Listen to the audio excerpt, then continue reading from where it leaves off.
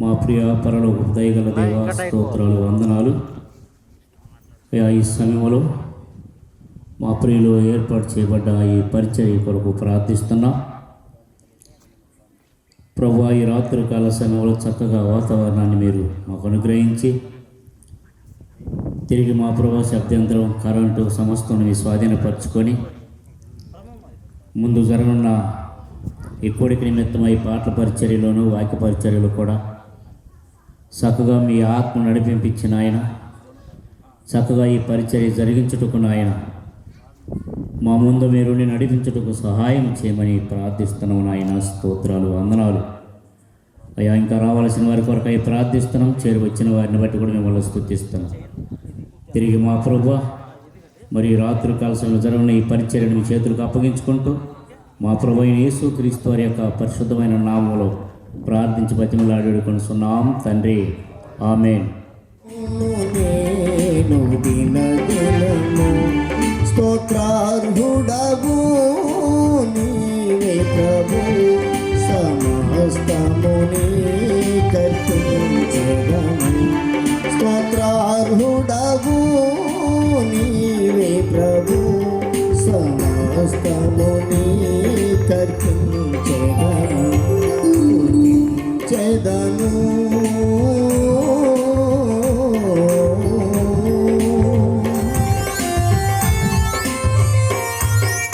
నా అనువారు నాకు దూరమైన నా తల్లిదండ్రులే నా చెయ్యి విడిచిన,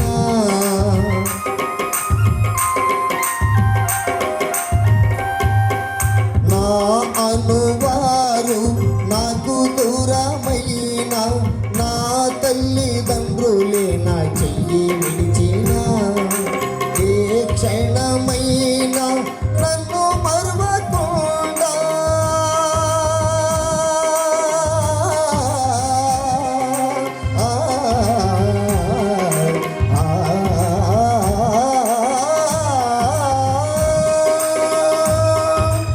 ఏ క్షణమైన నన్ను మరువకుండా నీ ప్రేమతో నన్ను హత్తుకొంటివే, నీ ప్రేమతో నన్ను హత్తుకొంటివే. నా తోడుగా ఉన్నవాడవే, నా చెయ్యి పట్టి నడుపువాడవే.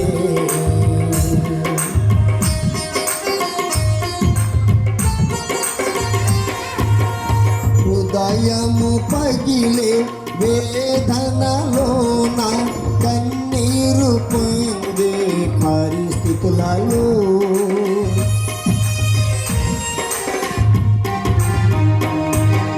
హృదయము పగిలే వేదనలోన కన్నీరు పొందే పరిస్థితులలో ఒడిలో చేర్చి ఓదార్చువాడా,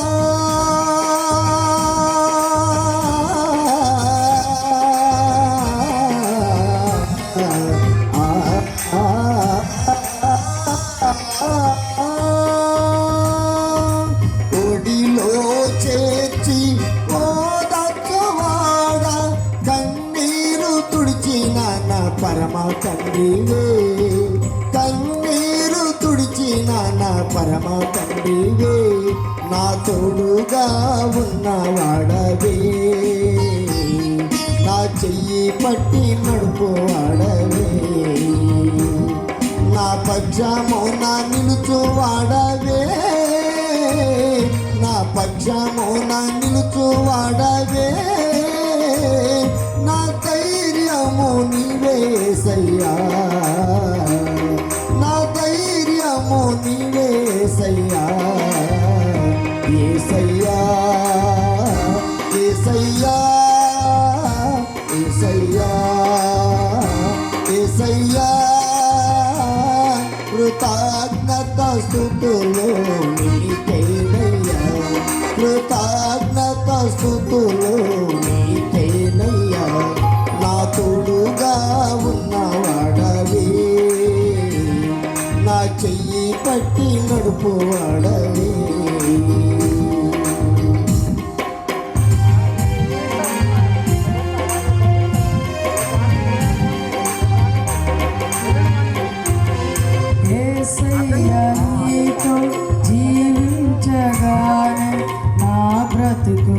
బ్రతుకుగా మారేనులే.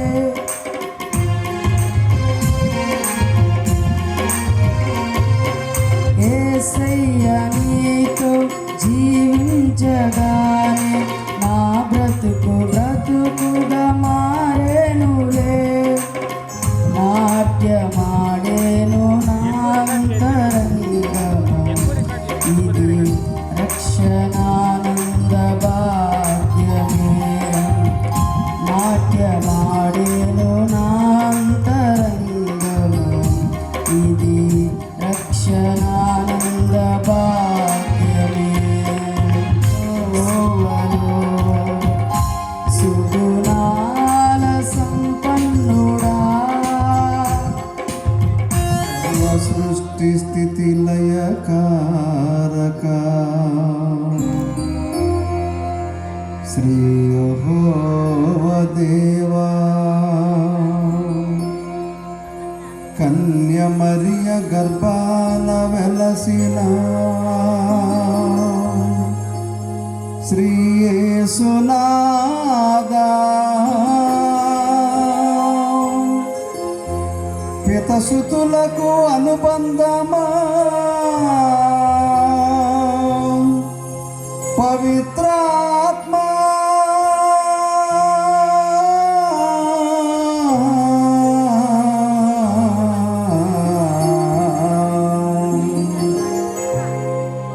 నమస్తే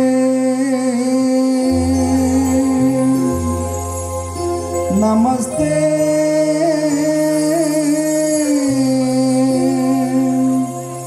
నమః.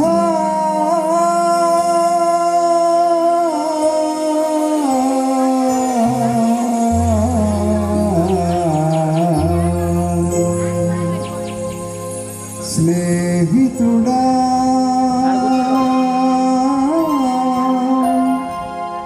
నా మంచి యేసయ్యా, నీతో స్నేహం నాకెంతో మేలయ్యా. స్నేహితుడా స్నేహితుడా మంచి యేసయ్యా,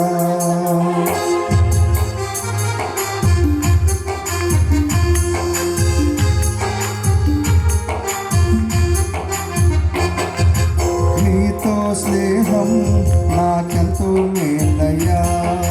నీ సహవాసం నాకుంటే చాలిచినావయ్యా. నీతో స్నేహం నాకెంతో మేలయ్యా. నీ సహవాసం నాకుంటే చాలయ్యా.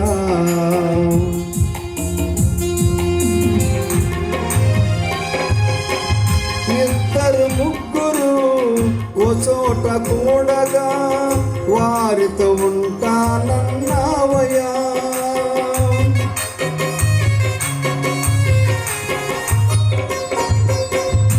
ఇద్దరు ముగ్గురు ఓ చోట కూడగా వారితో ఉంటానన్నావయ్యా.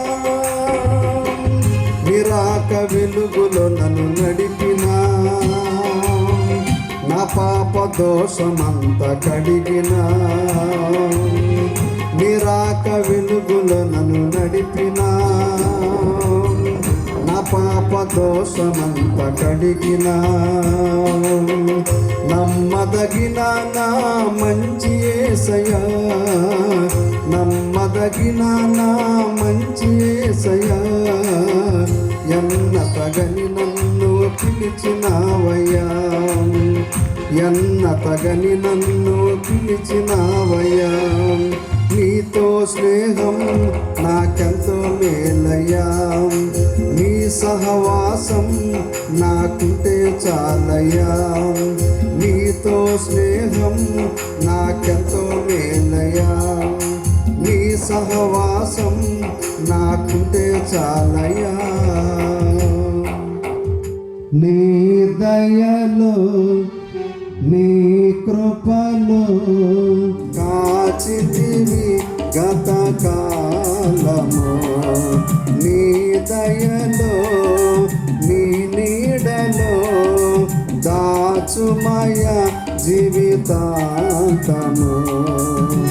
సేవయే నా శ్వాసగా కడవరకు నిలవాలని నా మది నిండెను ఆశతో నే పాడేదా స్తుతి గీతము. నీవే నా తోడుగా, నీవే నా నీడగా, ఆత్మతో నింపుమా, శక్తి నా కొసగుమా, నా చెయ్యి పట్టి నన్ను నీతో నడుపుము దేవా. నీ దయలో నీ కృపలో కాచితివి గత కాలము. నీ దయలో నీ నీడలో దాచుమయ జీవితాంతము. నీ ఆత్మతో నన్ను నింపుమా, నీ సేవలో పలియుంపగా దేవా. దేవా నీ దయలో నీ కృపలో కాచితివి గత కాలము. నీ దయలో నీ నీడలో దాచుమయ జీవితాంతము. దయచేయువాడవు మహోన్నతమైన నీ ఉపకారములు తలంచుచు అనుక్షణము పరవశించనా, నీ కృపలోనే పరవశించనా.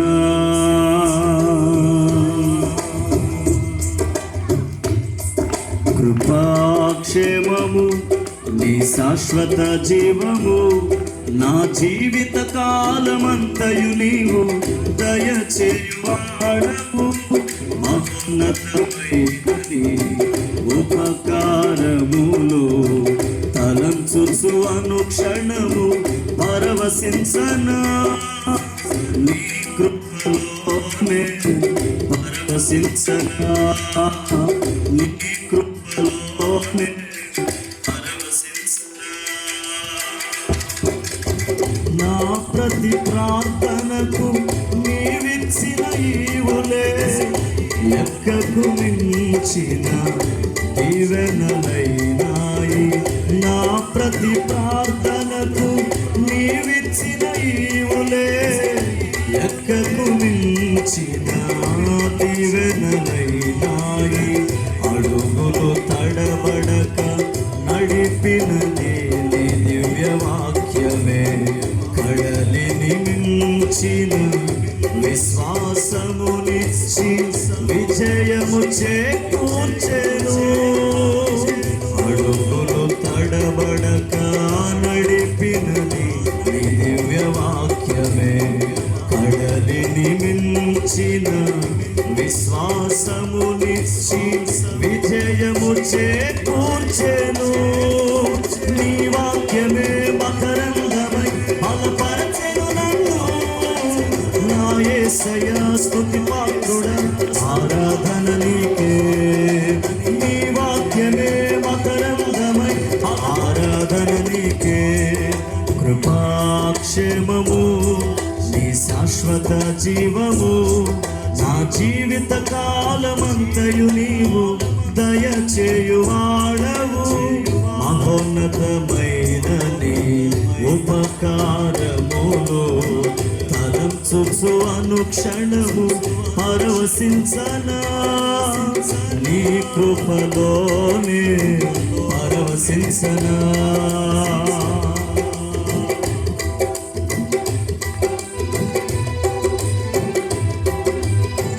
అందరూ చప్పలు కొడుతూ రాత్రి ప్రభునామాన్ని గణపరుస్తూ స్తుతిస్తూ పాటలు పాడుకుంటూ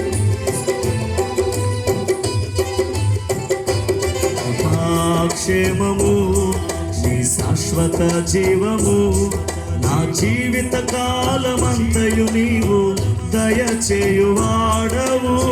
మహోన్నతమైనది ఉపకారమును తలంచుచు అనుక్షణము పరవశించనా.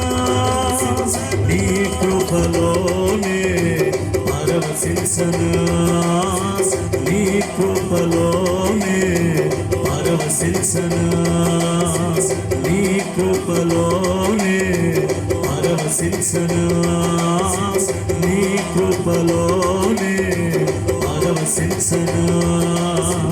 మహోన్నతమైనది ఉపకారములు తలంచుచు అనుక్షణము పరవశించనా. నీ కృపలోనే పరవశించనా, నీ కృపలోనే పరవశించనా. సమయాన్ని సమయంలో దేవుని పని చేస్తున్నారు. వారు స్టేజ్ మీదకి వచ్చి కూర్చోవలసిందిగా వారిని ప్రేమతో ఆహ్వానిస్తున్నాం. ఇవాన్ రాయ్ ఈ బర్త్డే జరుపుకుంటున్నటువంటి ఇవాన్ రాయ్ తాత దైవ సేవకులు జయపలరావు వరంగల్లో దేవుని పని చేస్తున్నారు. ఆ తర్వాత ఈ రాత్రి వేళ మనము క్లుప్తంగా గ్రీటింగ్స్ మాదిరిగానే వర్తమానాన్ని వింటాం. చాలామంది దైవ సేవకులు మేము వచ్చాం కనుక ముగ్గురు దైవ సేవకులు క్లుప్తంగా తలా 10 నిమిషాలు గ్రీటింగ్స్ మాదిరిగా వాక్యం అందిస్తారు. ఆ తర్వాత మరి బర్త్డే కేకు, బంధువులు, రక్త సంగతి పూండూరు నుండి మన మంచుకు వచ్చినటువంటి దేవుని సేవకులు ఇర్మియా గారు వచ్చి ప్రార్థన చేస్తారు. తర్వాత శంకరాపురంలో దేవుని పనిచేస్తున్నటువంటి దైవ సేవకులు పౌలు వారిద్దరు ప్రార్థన చేసిన తర్వాత మొదటిగా ఎలీషా బాబు 10 నిమిషాల సందేశం అందిస్తారు. ప్రభువైన యేసు నామమున చేరువచ్చిన అందరికీ ప్రేమవందనాలు తెలియజేస్తున్నాం. ప్రార్థన చేసుకుందాం. పరిశుద్ధుడా, ప్రేమమయుడా, నీ పరిశుద్ధమైన పావన నామమును బట్టి నీకు స్తోత్రములు తండ్రి. దయగలిగిన మా గొప్ప దేవ, కృపా సత్య సంపూర్ణుడా, నీ ఘననామమును స్తుతిస్తూ ఉన్నాం. గత కాలమంతా నీ కృపలో మమ్మల్ని అందరినీ కాచి కాపాడి ఈ రాత్రి వేళ మీరు ఇచ్చిన ప్రాణమును శిరస్సును ఉంచి ఈ స్థలములో స్తుతించు భాగ్యమునిచ్చారు. స్తోత్రములు తండ్రి. ఎందు నిమిత్తం మీరు ఇచ్చిన ప్రాణమును శిరస్సును ఉంచి ఈ స్థలంలో మేమంతా ఏకీభవించి ఉన్నాము. మాకంటే ముందుగానే మీరు ఎరిగి ఉన్నారు. నీకు స్తోత్రములు ప్రభువా. మీ ప్రియులు తండ్రి జయపాల్ గారి మనవుడు తండ్రి ఈరోజు జన్మదినోత్సవం సందర్భంగా, ఇమాన్ రాయ్ జన్మదినోత్సవం సందర్భంగా మేమంతా ఈ స్థలంలో చేరి ఉన్నాము. ఆ బాబును గత కాలమంతా నీ కృపలో కాచి కాపాడి మరి యొక్క నూతన దినములోనికి ప్రవేశపెట్టారు. నీకు స్తోత్రములు తండ్రి. ఇలాంటి జన్మదినోత్సవాలు ఎన్నో నీ కృపలో దయలో ఆ బిడ్డ జరుపుకొని వర్ధిల్లుటకు నీ దీవెనలను ఆ బిడ్డకు అనుగ్రహించండి. దేవుని దయందును, మనుషుల దయందును, విద్య అందును, బుద్ధి అందును, వయసునందును, జ్ఞానమందును మీరే వర్ధిల్ల చేయండి. ఈ ప్రత్యేక ఈ కృతజ్ఞత కూడిక నిమిత్తం చేరువచ్చిన దైవ సేవకులను, బంధువులను, సంఘస్థులను మీరు దీవించండి. నీ నామ సంకీర్తనలతో మీరు మహిమ పొంది ఉన్నారు. స్తోత్రములు. నిలిచి వాక్యం అందించబోతున్న నీ దాసులను కూడా మీరు బలపరిచి మాతో మాట్లాడి మహిమ పొందమని యేసయ్య పేరిట ప్రార్థించి వేడుకొంచున్నాము తండ్రి. ఆమేన్. పరలోకపు తండ్రి, కృప కలిగిన మా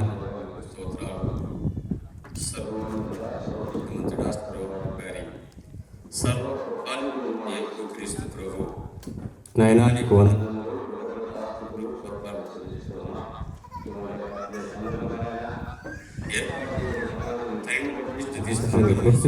స్థుతిస్తున్నాం. ఈ పరిసర నిమిత్తము ప్రాంతీయ సంఘాల నుండి, స్థానిక సంఘం నుండి అనేకులను సమకూర్చి గంభీరంగా మీరు జరిగిస్తుంది దాసు ఆత్మపూర్ణంగా చేయండి ప్రభా. మరి ఆత్మతో నింపండి. చేరువసిన సర్వ సమాజమును మరి ముఖ్యంగా కుటుంబానికి అవసరం మాట మీ దాసు ద్వారా మాట్లాడి మహిమ పొందమని మా ప్రభువును రక్షకుడైన యేసుక్రీస్తు నామమున స్తుతించి అడిగి వేడుకుంటూ ఉన్నాము తండ్రి. ఆమేన్. వచ్చిన పరిశుద్ధులు, స్థానిక సంఘం, దైవ సేవకులకు, అలాగే జన్మదినం జరుపుతున్న చిన్న బిడ్డ ఇవాన్ రాయ్కు, తల్లిదండ్రులకు, శ్రేయోభిలాషులకు, కుటుంబీకులకు ప్రభునామంలో ప్రేమవందనాలు చెల్లిస్తా ఉన్నాం. దేవుని లేఖన భాగాలను చదువుదాం. మనకున్న సమయం లోనే ఆ మాటలు చదువుకుందాం. 100వ కీర్తనలు 100వ కీర్తన 3వ చరణం. యెహోవాయే దేవుడని తెలుసుకొనుడి, ఆయనే మనలను పుట్టించెను, మనము ఆయన వారము, మనము ఆయన ప్రజలము, ఆయన మేపు గొర్రెలము. దేవుడు ఈ మాటలు మన కొరకు విరిచి పంచిపెట్టునుగాక. ఆమేన్. యెహోవాయే దేవుడు అని తెలుసుకొనండి, ఆయనే మనలను పుట్టించెను అంటూ మూల భాషలో మనలను మనమే సృజించుకొనలేదు, మనలను మనమే సృజించుకొనలేదు, మనలో ఒక ఆయన పుట్టించాడు. ఆయనే మనలను పుట్టించెను, మనం ఆయన వారం, మనం ఆయన ప్రజలం, ఆయన మేపు గొర్రెలము. దేని కొరకు మనల్ని పుట్టించాడు? యెషయా గ్రంథం 43వ అధ్యాయం 7వ వచనం. యెషయా గ్రంథం 43వ అధ్యాయం 7వ వచనం.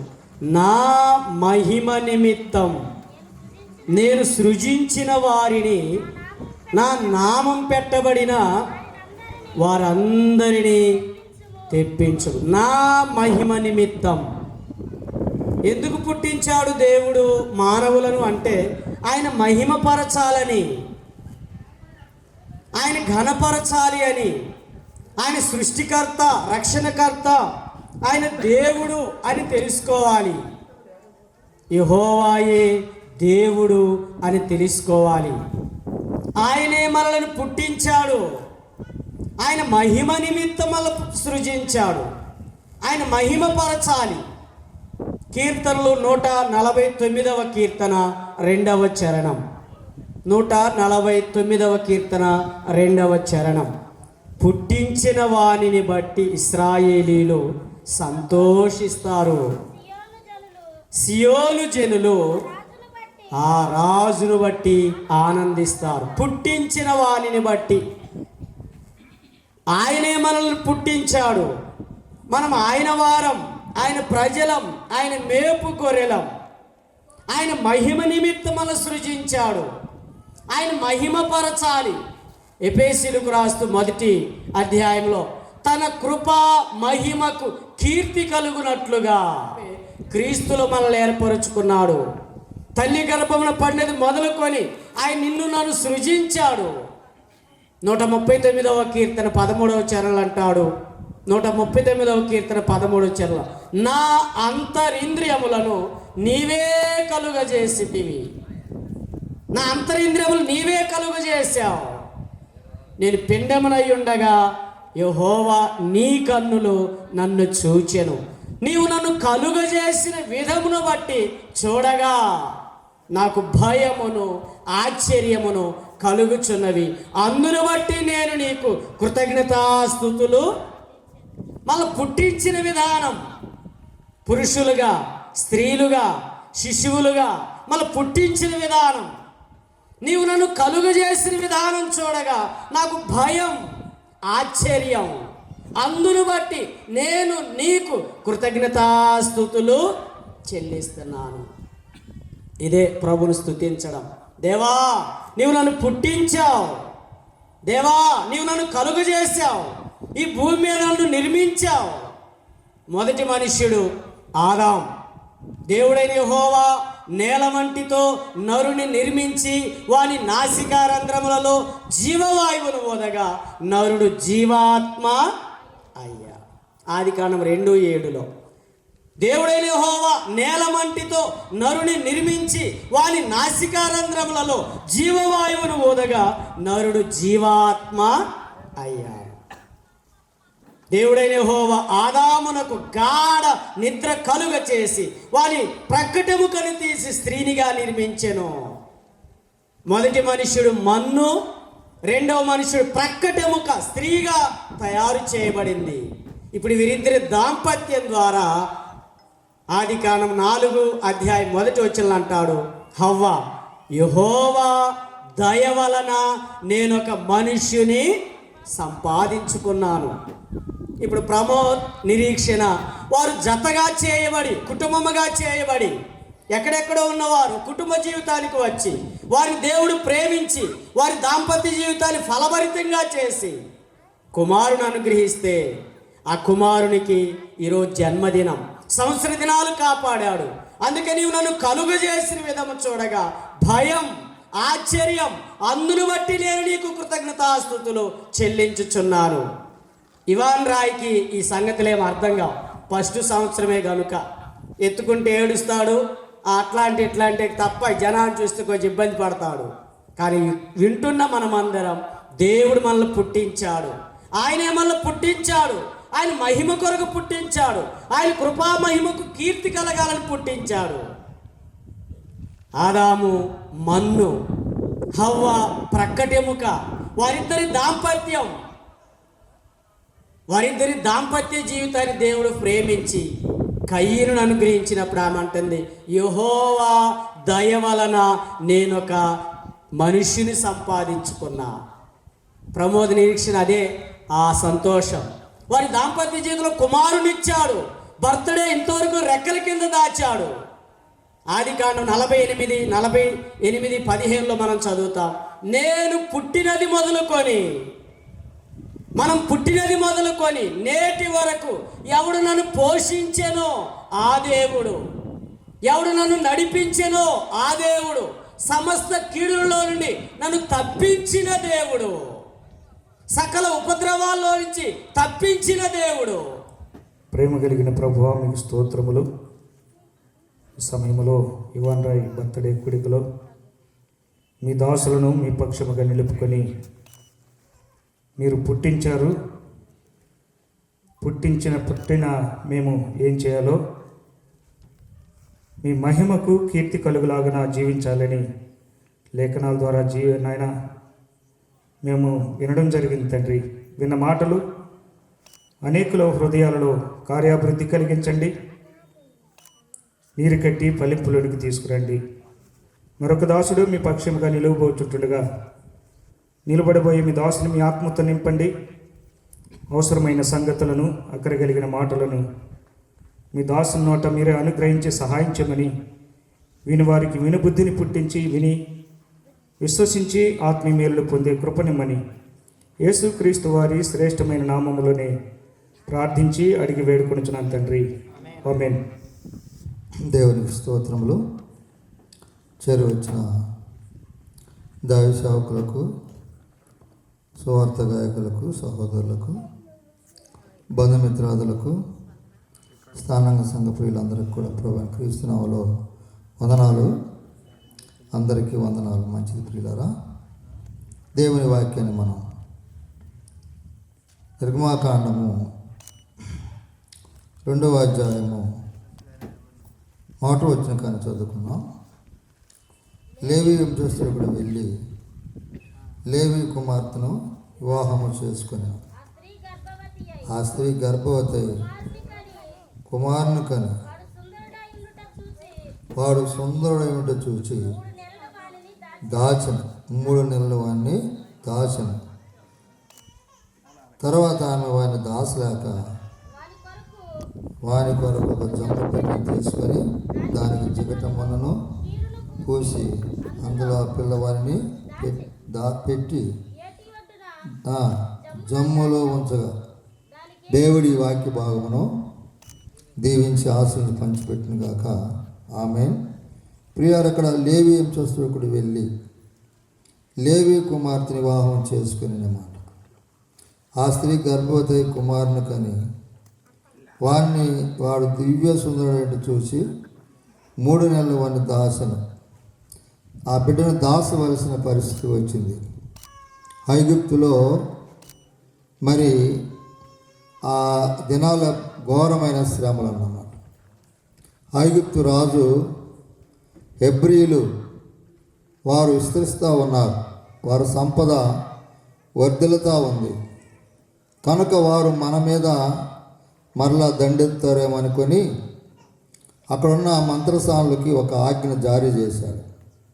హెబ్రీల్లో మగపిల్లవాడు పుడితే చంపివేయండి, ఆడపిల్ల పుడితే బతకనియండి. అలాంటి శ్రమల కాలంలో ఆ మోషే పుడతాడు. ఆ బాలుడే మోష. లేవి వంశస్థుడు ఒకడు వెళ్ళి లేవి కుమార్తెను వివాహం చేసుకొనగా ఆ స్త్రీ గర్భవతి కుమారుని కని ఆ కుమారుడు దివ్య సుందరుడు చూశానమాట. అపోస్తుల కార్యములు 7వ అధ్యాయము 20వ వచనం కూడా గమనించండి. అపోస్తుల కార్యములు 7వ అధ్యాయము.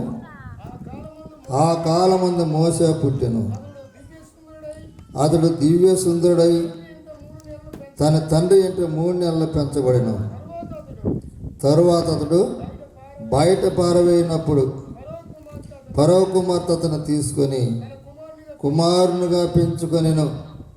మోషే ఐగుప్తుల సకల విద్యలు అభ్యసించి మాటలు ఎందును కార్యములందును ప్రవీణుడై ఉండెను అన్నమాట. ఈ మోషే ఐగుప్తు సకల విద్యలు అభ్యసించాడు, మాటలు ఎందును కార్యములు ఎందును ప్రవీణుడు అన్నమాట. మోషే సకల విద్యలు అభ్యసించిన వాడు అన్నమాట. ఈ గొప్ప మోషే 95వ కీర్తనలు అంటాడు, 12వ వచనంలో, దేవా జ్ఞాన హృదయం కలిగినట్లుగా మాకు దయచేయము. జ్ఞాన హృదయం కావాలన్నాడు. నేను కూడా ఆ మాట మీద సకల విద్యలు అభ్యసించిన వాడు, ప్రవీణుడు, అంత విద్య అభ్యసించిన వాడు దేవుని సన్నిధిలో ఏం కావాలని ప్రార్థన చేస్తున్నాడంటే జ్ఞాన హృదయం కలిగినట్లుగా మాకు నేర్పుమంటాడు. ఏ జ్ఞానం కావాలా? దేవుని జ్ఞానం కావాలి. ఇశ్రాయేలు ప్రజలను నడిపించాలి అంటే, వారిని నడిపించాలి అంటే ఈ లోక సంబంధమైన జ్ఞానం కాదు. మోషే సకల విద్యలు అభ్యసించిన వాడు, లోకపరంగా మంచి జ్ఞానవంతుడు, నేర్పరి, యుద్ధ ప్రవీణుడు, ఒక్క గుద్దుతోనే చంపగలిగిన వాడు అన్నమాట. సకల విద్యలు అభ్యసించిన వాడు, అంత గొప్ప భక్తుడు. దేవుని సన్నిధిలో జ్ఞాన హృదయం కలిగినట్లుగా మాకు నేర్పు. దివ్య సుందరుడై ఉండట చూసానన్నమాట. ప్రియులారా, అతడు బయట పారవేయబడ్డాడు. ఆ శ్రమల కాలంలో, మహాశ్రమల కాలం కనుక ఆ పుట్టుక దేవుని వాక్యంలో మనం చూసినప్పుడు యోహాను రాసిన సువార్త 3వ అధ్యాయము 3వ వచనం చదవండి. అందుకు యేసు అతనితో, ఒకడు క్రొత్తగా జన్మిస్తేనే కానీ దేవుని రాజ్యం చూడని మీతో నిశ్చయముగా చెప్పుతున్నాను. అందుకు నికోదేము, ముసలివాడైన మనుషుడు ఎలాగ జనింపగలడు? 2వ మారి తల్లి గర్భమందు ప్రవేశించి జనింపగలడని ఆయన అడగగా యేసు ఇట్లనెను, ఒకడు నీటి మూలముగాను ఆత్మూలముగాను జన్మిస్తే గాని దేవుని రాజ్యంలో ప్రవేశింపలేడని అతనితో నిశ్చయముగా చెప్పిలో జమ్ములో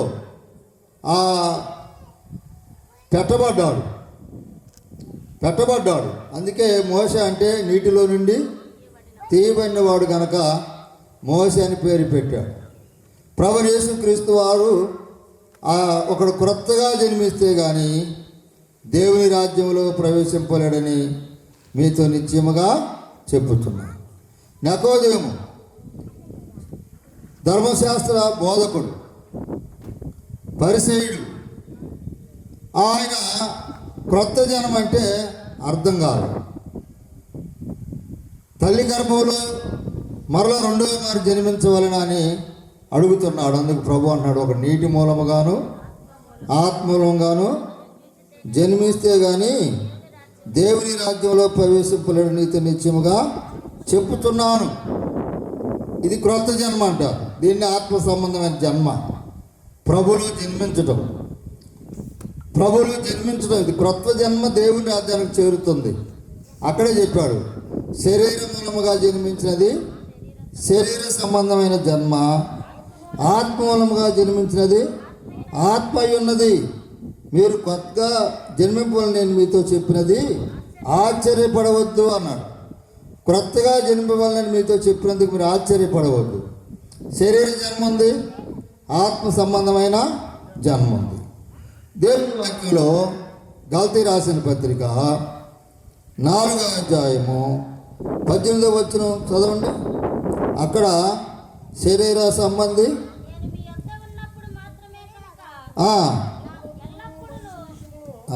4:18 గలతీ రాసిన పత్రిక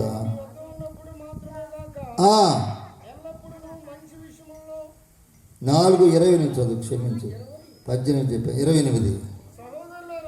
సహోదరులారా, మనం ఇస్సాకు వలె వాగ్దానమును బట్టి పుట్టిన కుమారులమై ఉన్నాము. అప్పుడు శరీరమును బట్టి పుట్టినవాడు ఆత్మను బట్టి పుట్టిన వాడిని ఎలాగ విడిచిపెట్టినో ఇప్పుడు అలాగే జరుగుతున్నది అన్నాడు. ఇస్మాయిల్ శరీరాన్ని బట్టి పుట్టిన కుమారుడు, శరీర సంబంధం ఉన్నాడు. ఈ ఆత్మకు శరీరానికి అందుకే ఆత్మకు శరీరానికి పొందడం ఉండదు.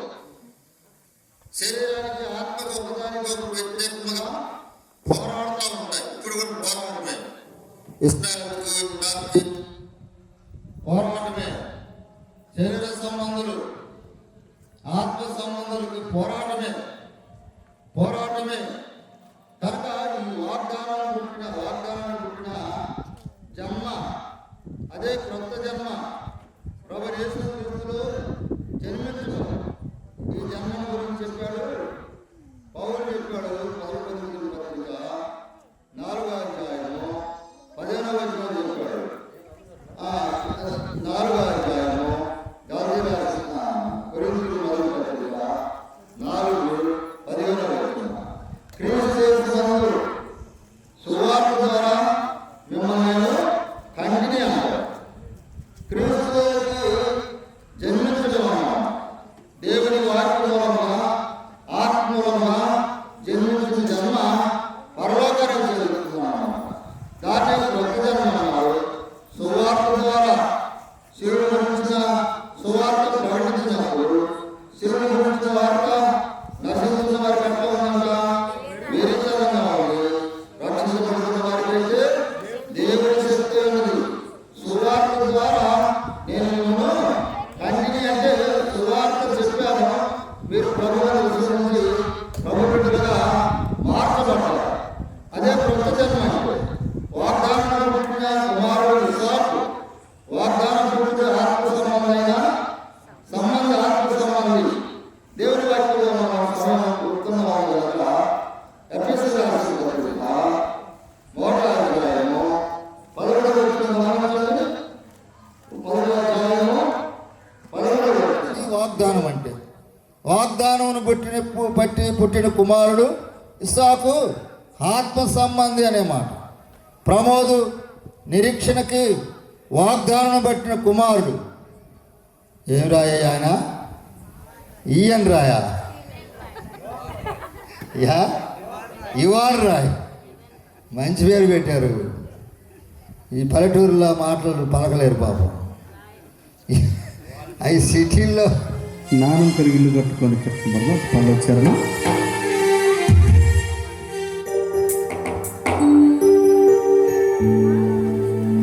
జ్ఞానము కలిగి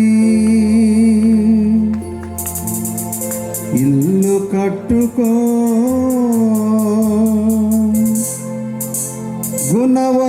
గుణవంతురాలు తన ఇల్లు కట్టును.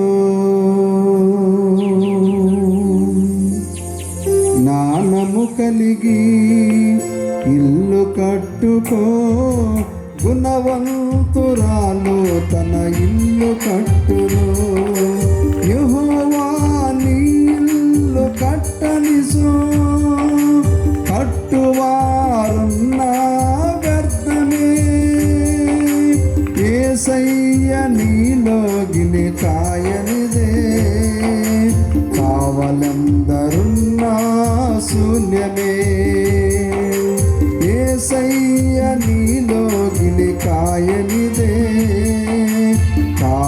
అందరున్నా శూన్యమే జ్ఞానము కలిగి ఇల్లు కట్టుకో గుణవంతురాలు తన ఇల్లు కట్టును గుణవంతురాలు తన ఇల్లు కట్టును ఒక సాక్షిగా సహకారిగా సంగములో మాదిరి గల సోదరిగా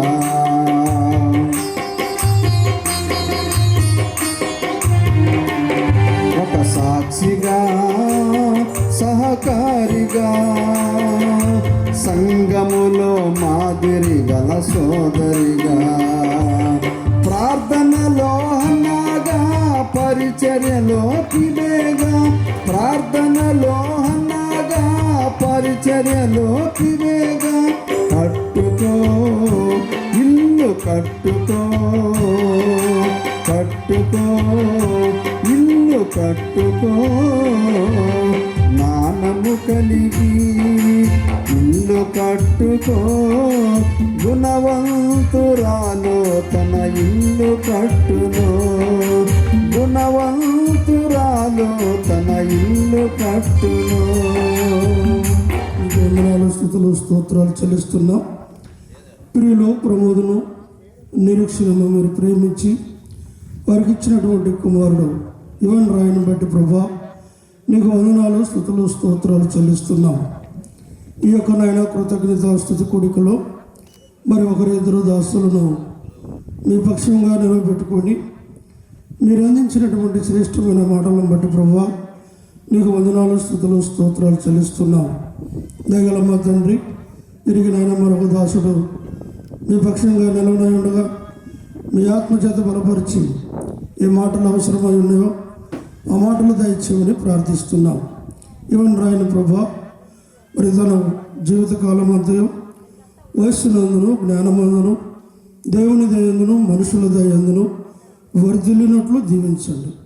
మోషే ఐగుప్తు సకల విద్యలు నేర్చుకుని ఉన్నవాడైనప్పటికీ కూడా ప్రభా జ్ఞాన హృదయం కావాలని అడిగినట్లుగా మరి ఈ యొక్క ఇవన్ రాయి కూడా మరి నన్ను ఇదిగో మీ యొక్క జ్ఞానము నన్ను బిడ్డకిచ్చి మరి చక్కగా బిడ్డను దీవించి ఆశీర్వదించమని యేసు ప్రభు నామంలో ప్రార్థించి అడిగి వేడుకుంటున్నాం తండ్రి, ఆమేన్.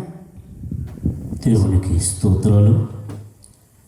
చేరువచ్చిన మీ అందరూ కూడా ప్రభువు నామములో వందనాలు. సంఘములో ఇద్దరు దైవజనులు నాకంటే ముందుగా వారు మాట్లాడారు. నేను కూడా కొద్ది నిమిషాలు వచనాలు చదివి నేను కూడా ముగిస్తాను. 127వ కీర్తనలో మనము కొన్ని మాటలు చదువుకుందాం. యెహోవా ఇల్లు కట్టించని ఎడల కట్టువారి ప్రయాసం వ్యర్థమే. యెహోవా పట్టణమును కాపాడని ఎడల దాని కావల కాయవారు మేలుకొని ఉండుట వ్యర్థమే. మీరు వేకువని లేచి రాత్రి అయిన తరువాత పండుకొనొచ్చు కష్టార్జితమైన ఆహారము తినుచుండుట వ్యర్థమే. తన ప్రియులు నిద్రించుండగా ఆయన వారికి ఇచ్చుచున్నాడు. కుమారుడు యెహోవా అనుగ్రహించు స్వాస్థ్యము గర్భఫలము ఆయన ఇచ్చు బహుమానమే. దేవునికి స్తోత్రాలు. మనం చదువుకున్న లేఖన భాగంలో యెహోవా ఇల్లు కట్టించని ఎడల అనే మాట మనం చూస్తున్నాం. ఇల్లు అనేది మామూలుగా మనం కట్టుకుంటున్న ఇల్లు కాదు. ఇది మనం కట్టుకునే ఇల్లు కాదు. ఇది దేవుడు కట్టిన ఇల్లు ఏమిటంటే, గమనించండి, ఎప్పుడైతే ఒక భార్యగా ఒక భర్తగా వారిద్దరిని ఎప్పుడైతే జతపరుస్తారో అది ఇల్లు కట్టడం అన్నమాట. దేవుడు కట్టే ఇల్లు అది. ఆ తర్వాత మొదట్లో వివాహ విషయంలో, వివాహ సందర్భంలో, ఆ సమయాలలో మొట్టమొదటిగా వారిద్దరినే మనం చూస్తాం. గమనించండి, మరి సమయంలో ప్రమోద్ తన భార్యను మనం ఆ సమయాల్లో చూసుంటాం. కానీ ఇప్పుడు మరొక వారి ఇద్దరే కాకుండా మరొక బిడ్డను కూడా మనము చూడగలుగుతున్నాం. ఇప్పుడు వారి యొక్క కుటుంబం లెక్క ఇద్దరే కాకుండా ముగ్గురు అయ్యారు. ఏమో అర్థమవుతుందా? ఇది ఇల్లు ఎలాగ కట్టబడాలి? ఇల్లు కట్టాలంటే ఎలా కట్టబడాలి? యెహోవా ఇల్లు కట్టించని ఎడల, యెహోవా ఇల్లు కట్టించని ఎడల వారి కట్టువారి ప్రయాసం వ్యర్థమే. దేవుడు కట్టాలి ఇల్లు. ఆయన కృప, ఆయన కాపుదల ఉన్నట్లయితే చక్కగా ఉంటుంది ఆ ఇల్లు. అలాగైతే గమనించండి, ఇక్కడ చూడండి, యెహోవా పట్టణమును కాపాడని ఎడల దాని కావల కాయవారు మేలుకున్నట్టు కూడా వ్యర్థమే.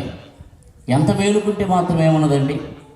ఏదో ఒక సామున కన్ను ఏమా కన్నుల పడద్దా? ఈ రాత్రి అంతా కూడా మనం ఇలాగనే ఉండాలి అని చెప్పుకుంటాము. ఇందులో ఎంతమంది ఇప్పుడే ఎంతమంది కునుకుపాట్లు పడుతున్నారు? అలాంటిది మన కాపుదాల, దేవుని కాపుదాల కావాలి అవసరం. ఆయన కునికేవాడు కాదు, నిద్రపోయేవాడు కాదు. అది ఆయన కాపుదాల. దేవుని కాపుదాలు ఉండాలి, దేవుని చిత్తమై ఉండాలి, దేవుని ఏర్పాటై ఉండాలి. ఆయన కట్టే కుటుంబాన్ని మనం ఇక్కడ చూడగలుగుతున్నాం. అలాగైతే ప్రియులారా గమనించండి, చూడండి, మరొక మాట చూద్దాం, గమనించండి. మీరు వేకుని లేచి సారా రాత్రి అయిన తర్వాత పండుకొనుచు కర్షార్జితమైన ఆహారము తినుచునుట వ్యర్థమే. నిజమే, వాస్తవమే. ఈ దినాల్లో కష్టపడుతున్నారు కానీ వారి కష్టం ఏమవుతుందండి? వ్యర్థమైపోతుంది. చాలామంది ప్రయాసపడుతున్నారు రాత్రుల్లో పగుళ్ళు అనక. వారి యొక్క కష్టార్జితం అంత ఏమవుతుంది? వ్యర్థమైపోతుంది. దేని కొరకు? కట్టబడ్డ కుటుంబం నిమిత్తమై ప్రయాసపడుతున్నారు కానీ, కష్టం చేస్తున్నారు కానీ అది ఎటు వెళ్ళిపోతుందో వారి కష్టం వారికి అర్థం కావటం లేదు. అందుకని వారి యొక్క ప్రయాస కూడా వ్యర్థమని ఇక్కడ మనము లేఖన భాగంలో చూడగలుగుతున్నాం. అలాగైతే గమనించండి, చూడండి, మరొక మాట, ప్రాముఖ్యమైన మాట చూస్తాం. తన ప్రియులు నిద్రించుండగా ఆయన వారికి ఇచ్చుచున్నాడు. దేవునికి స్తోత్రాలు. ప్రియులారా గమనించండి, ప్రమోద్ తన యొక్క భార్య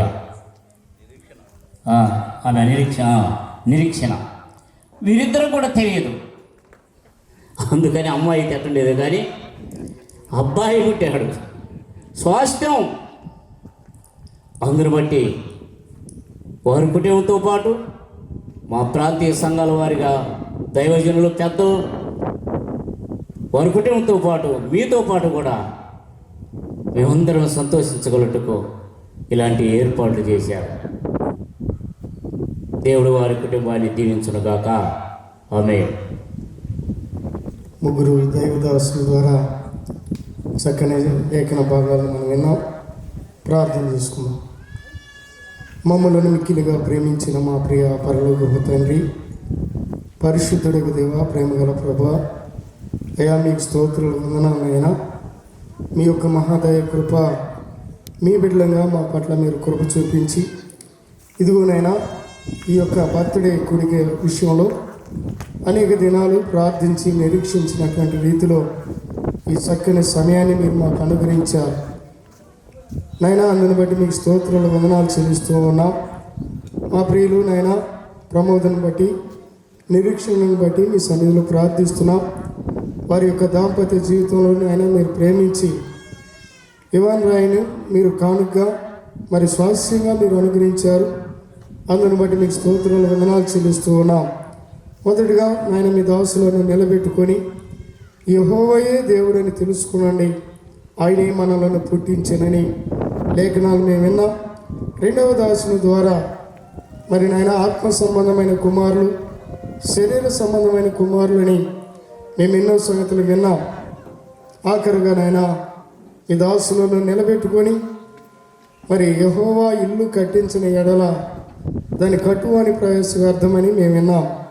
ఎట్టుకునైనా మా జీవితాల్లో ఈ చక్కని మాటలు వినడానికి మా హృదయంలో ఆ మాటలను అన్వయించుకొని వాక్యానుసారమైనటువంటి జీవితాలు జీవించినట్లు, ముఖ్యంగానైనా ఈ యొక్క బర్త్డే జరుపుకుంటున్నటువంటి ఇవన్ రాయ్ మరి జీవితంలోనైనా మీ ద్వారా ఆశీర్వదించబడినట్లు మీ కృపలో ఆదరించి బలపరచమని మా ప్రాణప్రియుడును మా కొరకై ప్రాణం పెట్టి తిరిగి రానై ఉన్న యేసయ్య అతి శ్రేష్టమైన ఉన్నతమైన నామములో ప్రార్థించి స్తుతించి అడిగి వేడుచున్నా మా పరమ తండ్రి ఆమేన్. దేవుడు బిడ్డలను స్వాస్థ్యంగా కుమారులను ఇస్తాడు, బహుమానంగా కుమార్తెలను ఇస్తాడు.